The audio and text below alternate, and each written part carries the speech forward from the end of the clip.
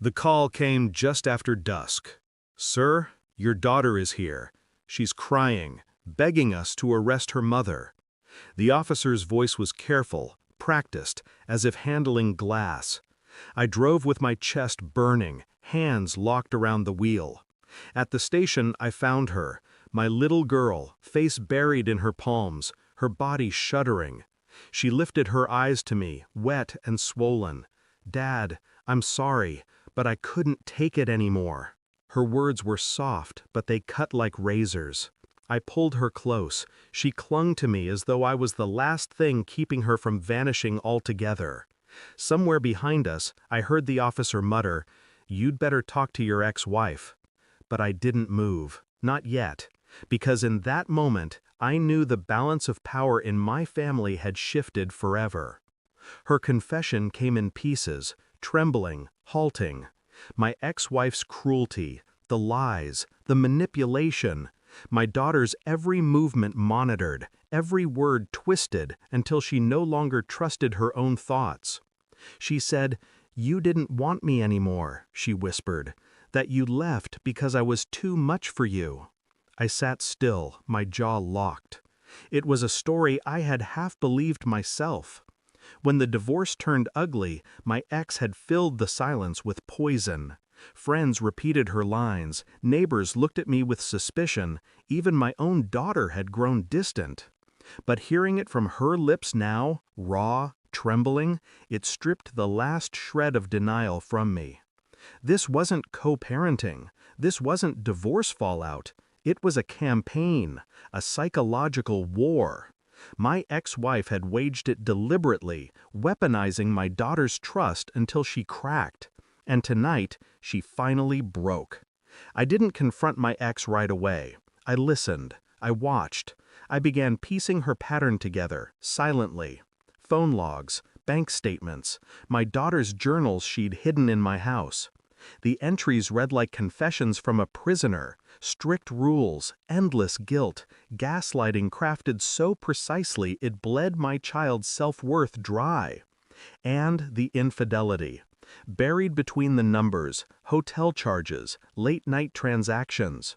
She hadn't just betrayed our marriage, she had used those affairs as ammunition, telling our daughter I was the unfaithful one, that I had chosen another woman over her.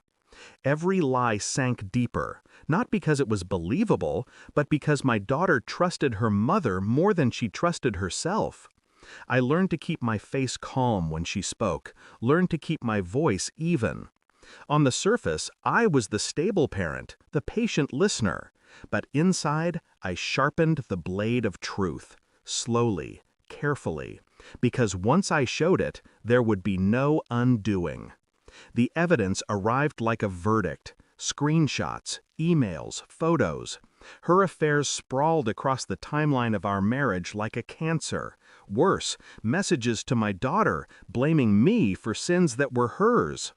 I spread the files across my dining table, one by one, like cards in a game she'd already lost. When she arrived to pick up our daughter, I said nothing. I only slid the folder toward her. She flipped it open. Color drained from her face.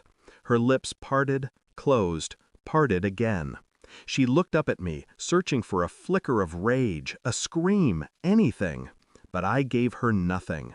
That silence broke her faster than shouting ever could.